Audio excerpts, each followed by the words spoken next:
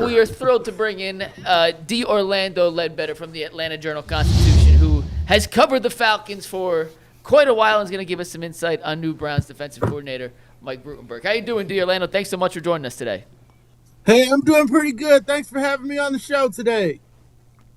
So what kind of problems are you causing down there between your new head coach and Baker? Hey, Baker, hey, I just was tweeting out a story, man. You don't want no smoke. You know what? You cracked me up because I was watching the press conference. You said, hey, sorry about that thing with Baker. That was pretty good. It's just obviously, we will get to Kevin in a minute, but obviously we want to talk to you about the new defensive coordinator that the Browns hired. There seems to be a lot of synergy right now between the Browns and the Falcons. A lot of people are swapping places here. What can you tell us about Mike Rutenberger? What should Browns fans know? Yeah, he was Jeff Ulbricht's kind of right-hand man here in Atlanta last year and in New York. He kind of came up the ranks from the defensive quality control area and was a big part of, the Falcons improving their pass rush. When you talk to the players about him, they liked his energy. They called him Coach Rudy, like, the Notre Dame Rudy, but not Rutenberg. But a lot of energy, a lot of trust was built up in a short period of time between the defenders and Coach Rutenberg. So definitely was Ulbricht's right-hand man, installing the scheme and motivating the players to trust the scheme and to, play to a high level. He did a good job in his 1 year here in Atlanta. Rutenberger, they talked about how he has a level of insight for all three levels of the defense, not just the, defensive backs, but the linebackers as well as the defensive line. What type of little nuances and things that do you think that he'll bring to the wide nine defense with the Browns?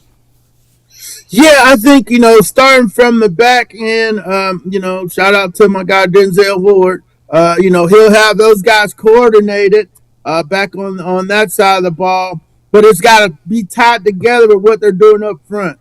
The Falcons ran a lot of stunts. They ran a lot of twists, involving the linemen and the linebackers to get those sacks last year. And it was coordinated with the coverage on the back end. And the linebackers also playing some in coverage. He liked Devon Diablo to cover the tight end. You have to stick some people in man when you're doing all those games and stuff. And they were able to get that coordinated well in the first, 3 quarters of the season. But down the stretch, they had to sit back in zone and not play as many games and stunts and blitzes and so forth.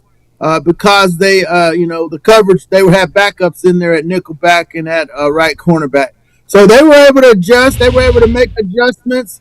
They were a little light up front in the run game, but, they took down Buffalo, took down the Rams late, but then struggled in some other games against teams they shouldn't have.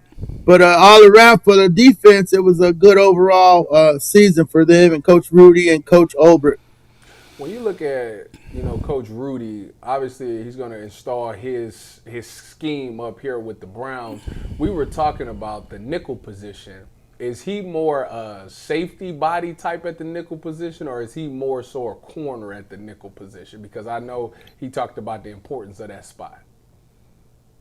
Yeah, he's more corner. They had the smaller, quicker guy that they handpicked out of Oklahoma. Boy, he was a safety, Billy Ballman, but it was a little safety, 5'8", 5'9". And, he wants that nickelback to be able to stick in man coverage. He wants to be able to, so he could use his linebackers to do other things. But when Ballman went down, the nickelback they were trying to replace ended up playing their D. Alford. And D ended up making him some money last year, playing that tight man-to-man coverage, taking away those two-way goals and so forth. So at least what he saw here was we didn't see a lot of big nickel. We saw more the small nickel with the cornerbacks. What's the reaction been to Kevin's hire down there? I know it was chilly at first. What is it like now? And what is the thought that all of these Browns assistants from an offense that was fairly lousy last year are coming with them? Yeah, well, they it was cool, like you said earlier. Folks are warming up to it. You know, this is the time for hope. The next big domino to fall will be what are they going to do with Kyle Pitts? You know, a weapon that they drafted fourth overall. He hasn't really lived up to that hype, but he had a pretty good season last year. So today's the tag day. I don't think they're going to tag him right away. They can probably try to get a deal done. But they know they have offensive weapons. They're really excited about Coach Callahan coming in with a line that was pretty solid. Tommy Reeves, everybody's kind of lukewarm on him.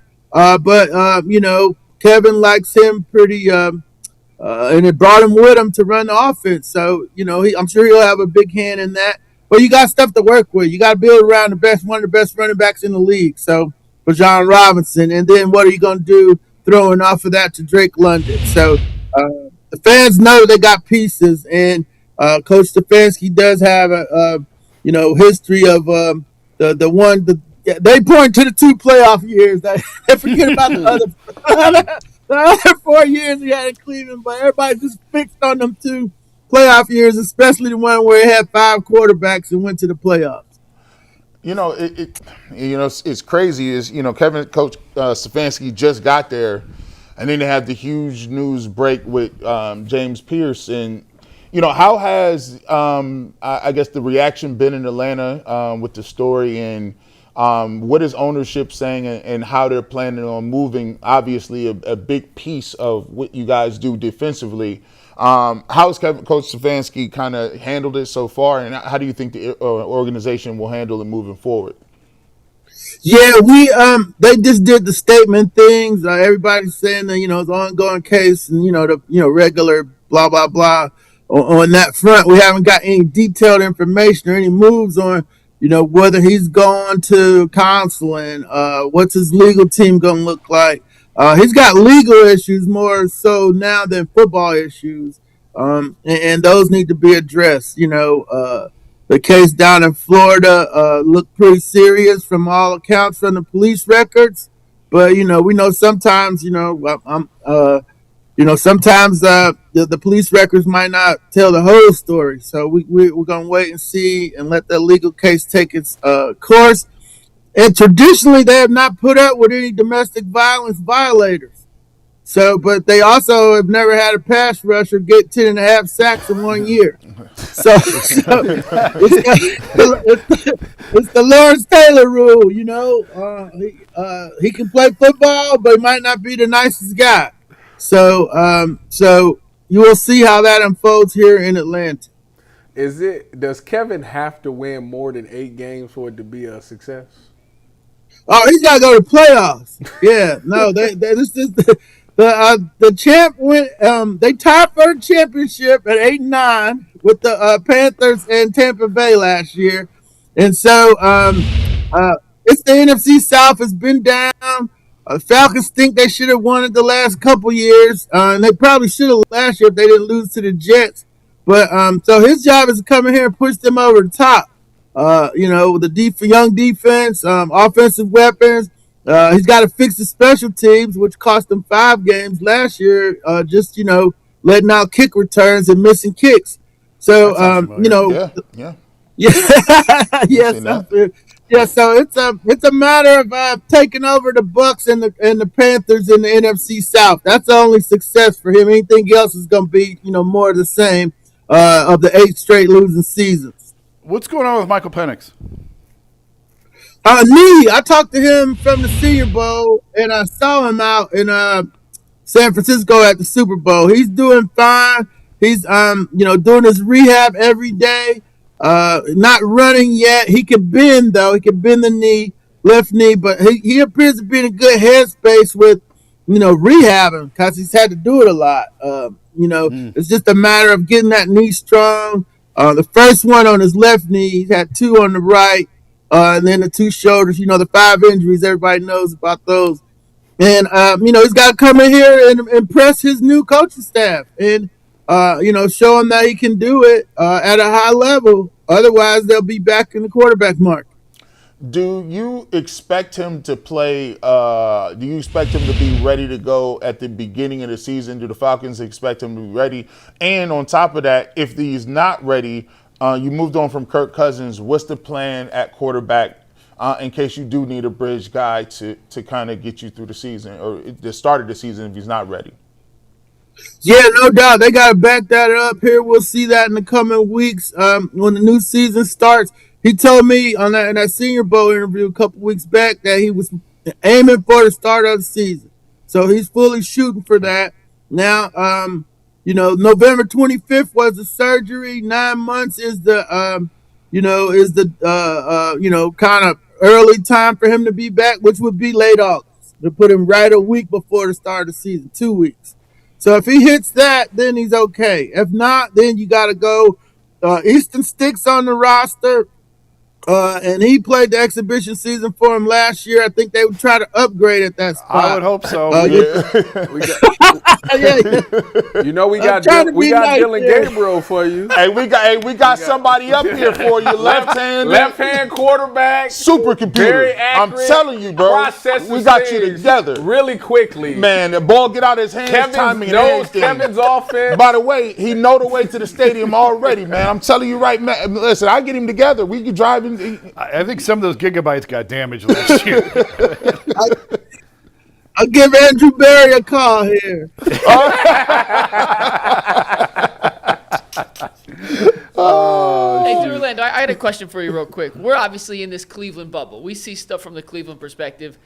As someone who covers the league, covers a different team, what is the outside perspective of the Browns looking in? Because we obviously see the dysfunction up close and personal, and sometimes we may be a little too negative, but what's the outside perspective of this team? Well, I'm with you guys. I went to Cathedral Latin. My mom still lives in Richmond Heights, so I've been following the Browns since the 70s. So I kind of follow like you guys do. But my friends get all when I talk about this is the year we're going to the Browns are going to Super Bowl. They're like, "Oh, shut up, Led." When